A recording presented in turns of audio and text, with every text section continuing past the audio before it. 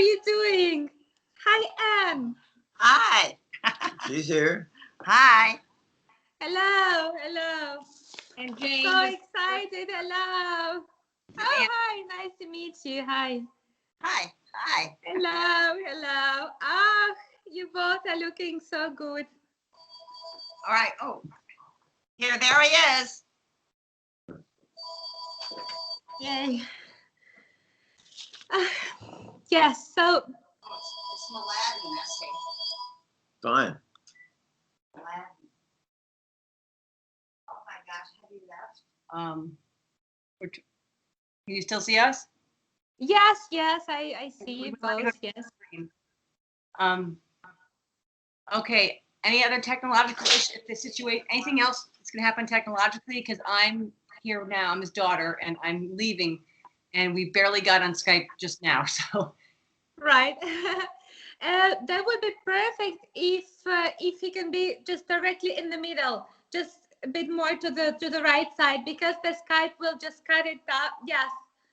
No, too much. Stop. No, back. I'll tell you a bit more other way. A bit more like up. Perfect. Yes. Perfect. Yes. This is just perfect. Full screen. I'm so excited to see you. Can't believe that. Very excited. Welcome.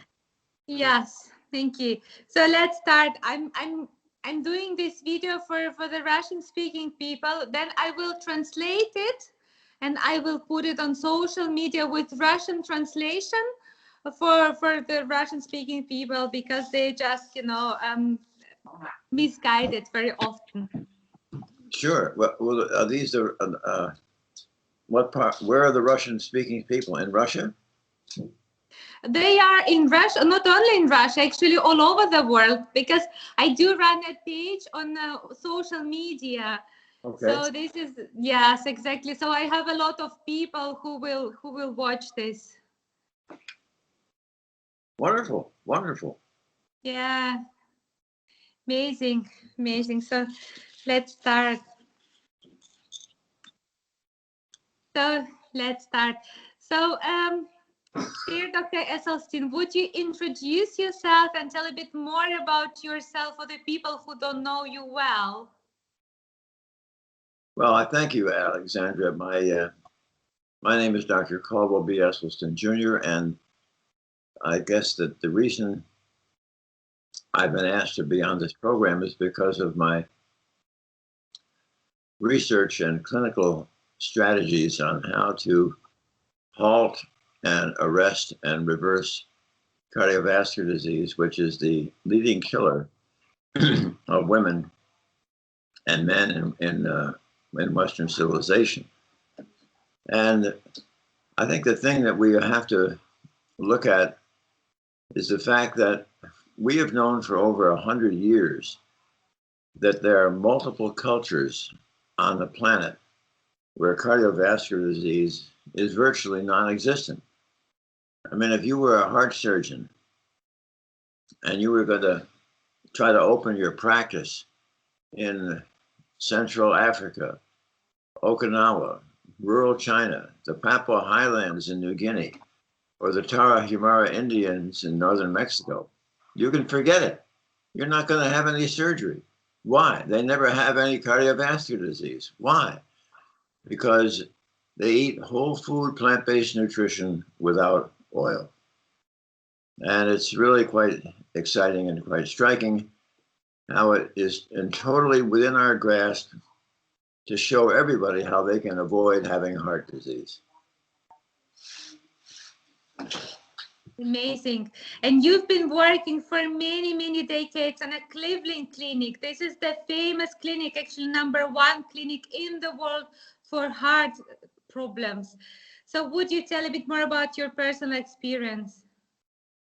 Well, my personal experience, I trained as a general surgeon, and after I finished my tour of duty in the Army, and I was a combat surgeon in Vietnam in 1967, 68, 1969, I was asked to join the staff of the Cleveland Clinic, where I became the director of thyroid and parathyroid surgery and chairman of the breast cancer task force.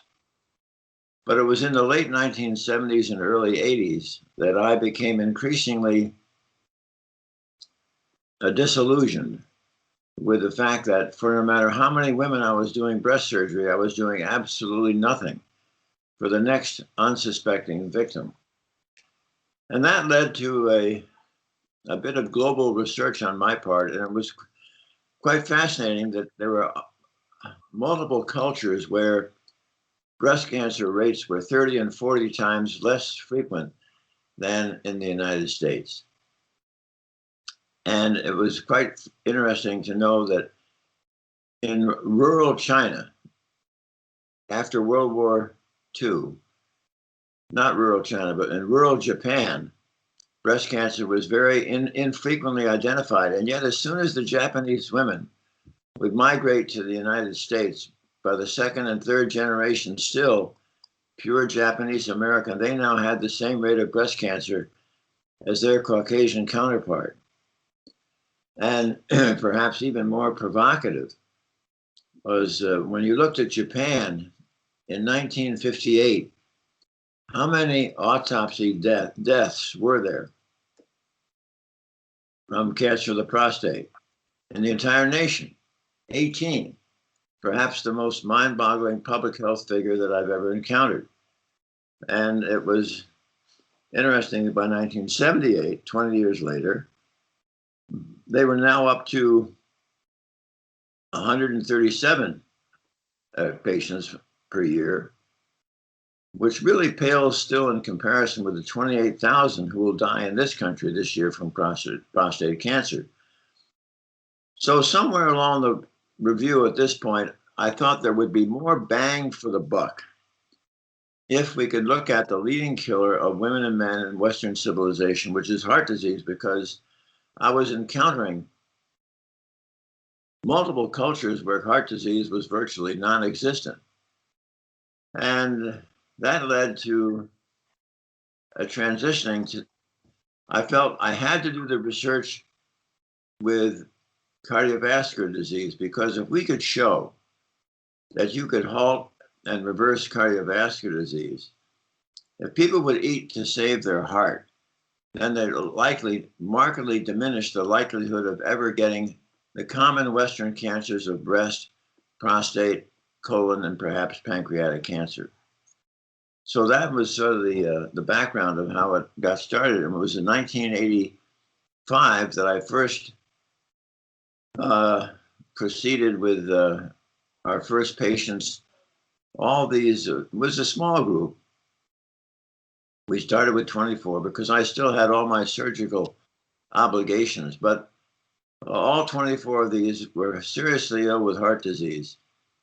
And it was quite exciting to see them get rid of their symptoms. And when we carefully studied them, we could begin to see how they were reversing their disease. So that was kind of the background. And I've continued that ever since. That's just great. And I remember as I came to visit you in Cleveland Clinic and I met, for example, your patient Trish in person.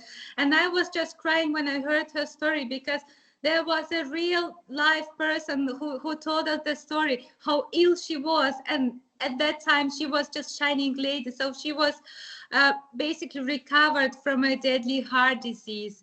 And that's all because of this whole food plant-based diet. So what is actually coronary heart disease? For people who don't know, what does it mean, what it is, what's the pathogenesis? Say again? What is the coronary heart disease? Would you explain for people who don't understand, what does it mean? What for disease it is? Well, we're talking about heart attacks, okay? And what appears to happen, and what all experts would agree, that where this disease has its inception, its onset, its beginning, is when we progressively injure the delicate innermost lining of the artery, which has a name. It's called the endothelium. And the endothelium is remarkable because it produces a truly magic molecule of gas called nitric oxide. And it is nitric oxide that is responsible for the salvation and the protection of all of our blood vessels because of its remarkable functions. For example, nitric oxide will keep all the cellular elements within our bloodstream flowing smoothly like Teflon rather than Velcro. It keeps things from getting sticky. Number two, nitric oxide is the strongest blood vessel dilator in the body. When you climb stairs, the arteries to your heart, the arteries to your legs, they widen, they dilate. That's nitric oxide. Number three, nitric oxide will protect the wall of the artery from becoming thickened, stiff, or inflamed, protect us from getting high blood pressure or hypertension. Number four. Now, number four is the absolute key. A safe and normal amount of nitric oxide will protect us all from ever developing any blockages or plaque. So literally, everybody on the planet Earth who has cardiovascular disease has, in the previous decades, so sufficiently trashed, injured, compromised, and turned their endothelial system into an absolute train wreck that they no longer have enough nitric oxide to protect themselves from making blockages and plaque. But the good news here is this. This is not a malignancy. This is a completely benign foodborne illness. And once you to understand that never, never, never again are they to pass through their lips a single morsel that is going to further destroy an already train-wrecked endothelium, then the endothelium will begin to recover, make enough nitric oxide so we can not only stop disease progression, but we often see evidence of disease reversal. Now, what are the foods that every time they pass your lips, you injure the endothelial cells? They are: one, any drop of oil, olive oil, corn oil, soybean oil, safflower oil, sunflower oil, coconut oil, palm oil, oil in a cracker, oil in a piece of bread, oil in a salad dressing. Oil injures the endothelial cells, as does anything with a mother or a face. Meat, fish, chicken, fowl, turkey, and eggs, and also dairy. Milk, cream, butter, cheese, ice cream, and yogurt, and sugary drinks, Diet Colas, Pepsi, and Coke, and sugary foods, cakes, pies, cookies, stevia, agave, excesses of maple syrup, molasses, and honey. And for the patients who already have heart disease, I do not like them to have nuts, peanut butter, nut butters, cashew sauce, or avocado. And lastly, no coffee with caffeine. Decaf, yes, but coffee with caffeine, no. It injures endothelial cells. Now, what are you going to eat? You're going to eat all these marvelous whole grains, W-H-O-L-E, these whole grains for your cereal, bread, pasta, rolls, and bagels. 101 different types of legumes, lentils, and beans. All these marvelous red, yellow, and green leafy vegetables, white potatoes, sweet potatoes, and some fruit. And there are many wonderful books with the recipes that adhere to these suggestions. All right. Now, there's one other thing that we've added for the patient with heart disease. Just in the last nine years, it's not in my book. And I try to have the patient imagine if they could shrink their head to a size that they could crawl inside the artery to their heart that has the blockage, they would see that the blockage is an absolute cauldron of oxidative inflammation. So this means that if you're having an idea about going down to the health food store and buying a jug of pills that says antioxidant, forget it. That doesn't work, and it's going to be harmful. I need you to get your antioxidants from food. What food? Food that is high in what we call ORAC value. O-R-A-C, oxygen radical absorptive capacity. So this means that if you're having raspberries, blueberries, strawberries, and blackberries on your morning oat cereal, that's a terrific start. However, nothing can trump the antioxidant value of green leafy vegetables. So I need you to chew, not smoothies, not juicing. I need you to chew 6 times a day a green leafy vegetable that is roughly the size of half of your fist, after it has first been boiled in water or steamed 5.5 to 6 minutes so it's nice and tender. And then you must then anoint it with several drops of a delightful rice or balsamic vinegar. Why? Because the research has shown that the acetic acid from these vinegars has been able to restore the nitric oxide synthase enzyme contained within the endothelial cell that is responsible for making nitric oxide. So you're going to chew this alongside your breakfast cereal, again as a mid-morning snack, again with your lunch and sandwich, that's 3, mid-afternoon 4, dinner time 5, and of course, I'm so happy when you have that evening snack of kale. Now, that's the second benefit from chewing the green leafy vegetable.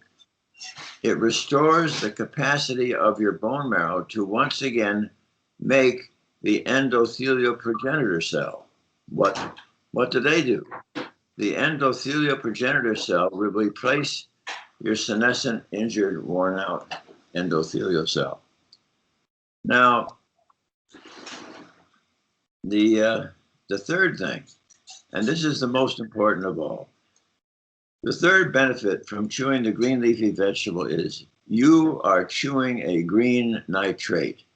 As you chew this green nitrate, it is going to mix with the facultative anaerobic bacteria that reside in the crypts and grooves of your tongue. Those bacteria are going to reduce the green nitrate to a nitrite. Now, when you swallow the nitrite, it is your own gastric acid.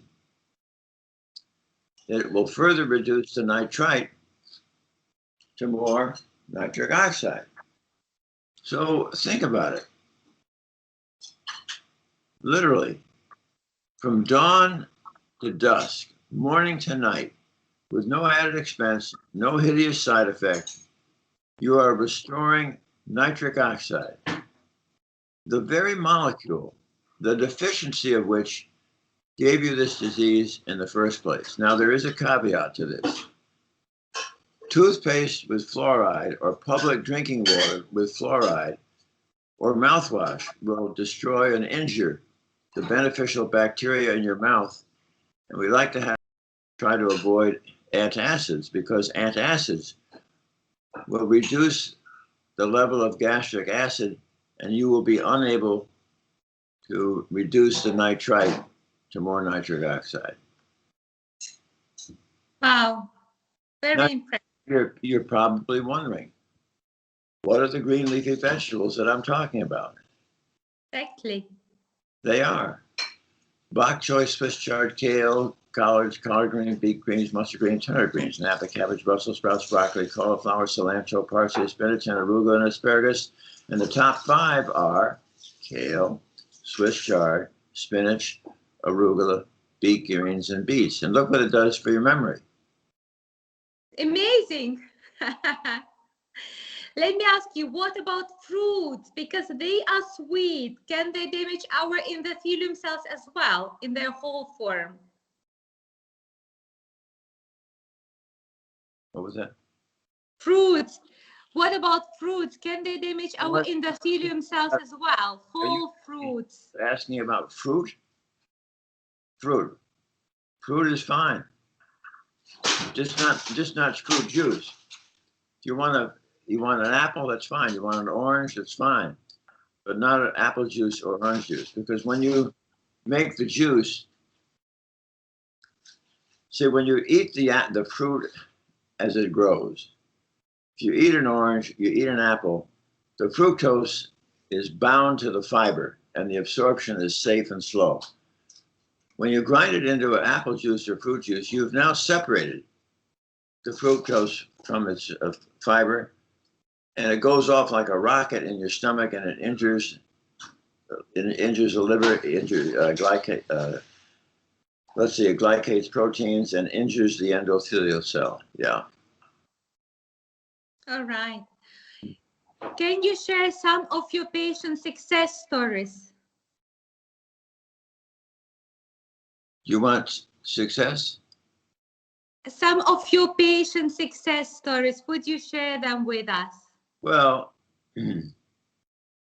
there are a multitude of these, if you read my book, Prevent and Reverse Heart Disease, and I think the ones that jump out immediately are one of the ones that serves on our once a month. I conduct an intensive counseling seminar for patients who are seriously ill with cardiovascular disease.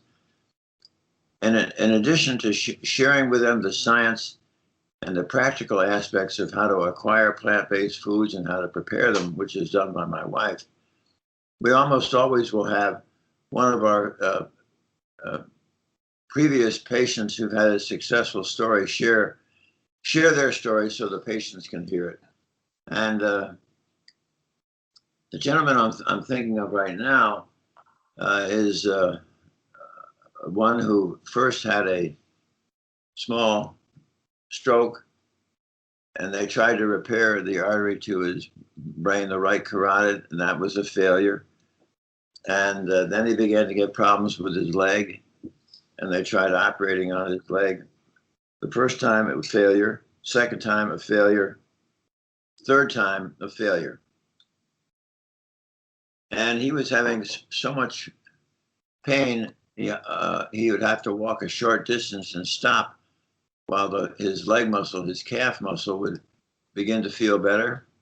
And then he'd start to walk again, and then he had to stop when they were cramped up. Well, all these operations had failed. He came to see us, and he switched to plant-based nutrition. And within 2.5 to 3 months, all of his pain had disappeared, and he could walk without stopping. Wow. And you see the same thing. You want to see all those, you can go to my website, or you can go to, you can actually read my book, or you can see the movie Forks Over Knives. But we've had many, many, many exciting results, which are very gratifying. Amazing. There is a very, very famous coronography picture before and after. One of your colleagues, the surgeon from the clinic, who was first of your patients, basically, who was able to reverse his heart disease, and it's proven by coronography. Would you share this story with us? You mean my surgical colleague who had, yeah. He is in the first chapter in my book. His name is Dr. Joseph Crow. In 1996, at age 44, he began to get chest pain. And he was not a smoker. He exercised regularly. He was not diabetic. He did not have high blood pressure. He had no strong family history, chest pain. And cardiology evaluated him and did a full study, and they could find nothing that was wrong in October of '96. But a month later, he had finished his surgical schedule, and he sat down to write post-operative orders on the patient for whom he had just done surgery. And suddenly, the elephant was sitting on his chest. He was getting severe pain in his left jaw, shoulder, and arm. He was having a heart attack. And they quickly took him down to the catheterization laboratory. And they start the catheterization. He had a cardiac arrest. They resuscitated him, finished the catheterization, one more cardiac arrest. And then he stabilized, and 4 days later, he was discharged from the hospital, but he was very depressed. And the reason he was depressed was because the blockage he had in his artery did not lend itself to have a stent. It did not lend itself to have bypass surgery. So he was very depressed that they couldn't really do much for him. So my wife Ann and I had him out for supper with his wife 2 weeks after his heart attack. Joe, come on. We've been eating this terrible Western diet. You got the typical Western disease. And I said, we've got 10 years of data with plant-based nutrition. Why don't you give it a try? And he said, oh, they couldn't offer me anything else, so sure, I'll give it a try, but I'm not going to take any of those statin drugs. I don't trust them. There are too many side effects. Fine. That's your call. Not a problem. Well, for 2.5 years, he was the absolute commitment to total whole food plant-based nutrition. His cholesterol's dropped. His bad LDL cholesterol went down from 98 down to 38. And then 2.5 years after his heart attack, he had another catheterization and an angiogram.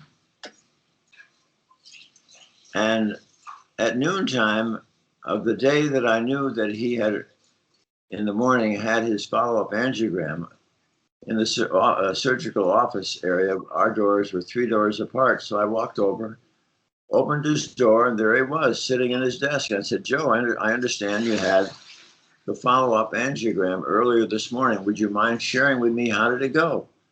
He got up from his desk, came around, put his arms around me, a tear or two, and said, you know, I think we're doing okay.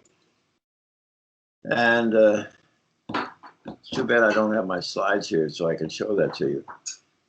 And so I saw the x-ray, and it was, the blockage was all gone. It had disappeared. She can show it from your book. And you can actually, when you show this, you can actually open the page in the book, and you can show the before and after. So it was really quite striking, and it was very gratifying. And that I don't think it's correct, though, to ask every patient who does this to have a follow-up angiogram. Angiograms are not without a certain amount of risk. And I think it's much safer just to see how the patients feel, or they can do a baseline stress echo stress test, because with that, there is no radiation and there's no dye or contrast that might adversely impact your kidney. Yeah. Yeah. This is just unbelievable. I have showed this picture, this angiogram, to my colleagues in Germany, to my colleague doctors, and they were impressed. And the question in my head is just, if we know that heart disease is reversible, we can do it basically with foods, only with food, with no expensive drugs. Why this knowledge is not so widespread all over the world? Why a lot of doctors still don't know this information, or even they have heard, they don't appreciate this information? What do you think? Why is it such a closed information only for the people who are really interested in this topic? Well, I think there are several reasons. It does. for something new to come in medicine, it takes about 17 years. Now it's over that. It's well beyond 17 years, but the problem that's against us is that never in medical school and never in their postgraduate training do doctors in the cardiovascular community, they never get any training or education about nutrition. Number one. Number two, there is a difference in how there is compensation. If you get compensated for a stent or a bypass operation, it's much more generous than it is if you talk to the patient about Brussels sprouts and broccoli. Yes. So it's financial interest, basically. I was asked 5 years ago. I was asked to join the College of Cardiology. They wanted me to be a member of their nutrition committee, and I accepted.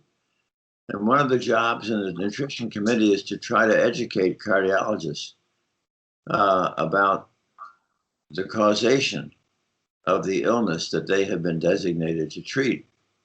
And it's coming, but it is very slow, very slow.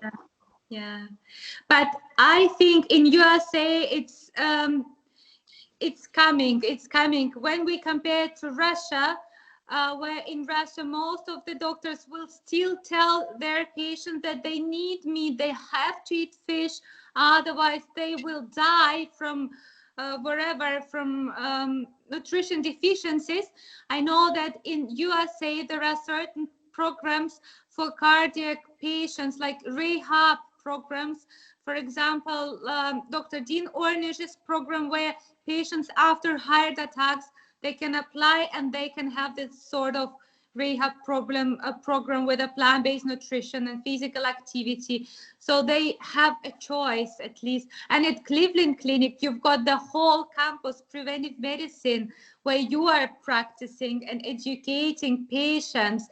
So at least their patients. It's not that simple, because it would be unfair of me to tell you that the Cleveland Clinic had adopted this. There are a few, but you have to remember that I am an enormous threat to medicine's biggest cash cow. Yes, I know, but still they have a choice. So it's important to give a choice to the patient, isn't it? So they can decide which way to go, to take this advice and to change their lives, or just to stick to the medicine, to practice. You're absolutely right. In other words, every patient should have this option. And if you will look, if you go back to my website, you will see that just in the last month or two, I've added a new patient story with an angiogram. It was a 45-year-old who had an 80% blockage of the artery to the back of the heart, plus other blockages. And his cardiologist asked him to have bypass surgery. He declined. He had found my book and he wanted to follow the book. So a year later, they got another angiogram. What was formerly 80% blockage was now 40% blockage. Wow. And I don't know why, but believe it or not, a year and a half after that, he had his third angiogram. It's gone. Wow. And that's now on my website. But the thing that was so striking about that story, he never had a doctor help him. The doctors advised treatment that he didn't want to have. His treatment absolutely vanquished the disease. It's gone.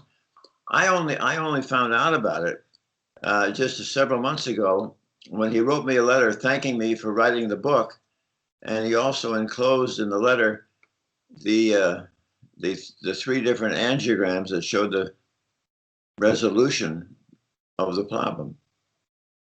Wow. It's on the website. Amazing. Well, every person needs to know that. And then I have another question. A lot of people, young people or middle-aged people, they don't care about what they eat because they think, but I'm still young, I'm in my 40s, I have no symptoms, so I'm fine. would you explain how many years does it normally take for heart disease to develop? And could it be silent, where we have no symptoms, but it's there inside of us? Well, yeah, it's just too bad we didn't have the slides on today, because that might help. But there are clearly studies that show when tragically children at the age of 12 maybe die, let's say, from an accident, at autopsy you can already see the fatty streaking. There is a carefully done study in 1999 where they looked at the arteries of young women and men between the ages of 17 and 34 who had died of accidents, homicides, and suicides. Mm-hmm. That was in 1999. Coronary artery disease in that group was ubiquitous, everybody. Not enough for their cardiac event yet, but it was there in everybody. So it's no great surprise that as you begin building this disease in your childhood years and your teenage years, that we now see this tsunami of cardiovascular disease, 40s, 50s, and beyond, which is a disease that they have been building since they were children. And some people may get their heart attack at 50, some may get it at 60 or 75 or 80 or older, because it progresses differently in different people depending upon how much of these bad foods they eat and what their susceptibility is. But nobody has to have this disease if they avoid the processed foods and avoid the meat and the dairy and the sugar and the oil. It works out. You don't injure the endothelial cell, because it's the endothelial cell's production of nitric oxide that protects us. Yeah. Yeah. So it's better to start earlier and not to wait till we have our first heart attack or first signs of heart disease. Well, you know what we often forget is that when you eat this way, it doesn't just get rid of heart disease. It gets rid of obesity. You get rid of a likelihood of stroke. You get rid of diabetes and high blood pressure, and you get rid of vascular dementia and Crohn's disease and ulcerative colitis and rheumatoid arthritis and lupus and multiple sclerosis and allergies and asthma. And it's as if the heavens have opened and given medicine the strongest tool they've ever had in their toolbox, which is ridiculously inexpensive and safe. Just amazing. Love it. Love it. Yeah. Let me ask you about a plaque. What is actually a plaque? Would you explain the pathogenesis of plaque and the difference between young and old plaque? Because, yeah. Well, the young plaque has a much greater likelihood of reversing because it's made up of fat and inflammation and cholesterol. All right. Now, on the other hand, the plaque that has been in the patient for many years, decades, will be made up of fibrosis and scar and calcification, and it's less likely to go away. But nevertheless, inasmuch as when you eat this way, you open up all the vessels in the heart. Even those patients who have plaque that doesn't go away, when they eat this way, their symptoms disappear and they can get back to full activity of daily living without restriction. Amazing, amazing. And I also would like to ask you a couple of private questions. So for how many years have you been eating this way yourself and your family? 35. 35 years. Wow. And I know you have children and also a lot of grandchildren. So are they plant-based as well?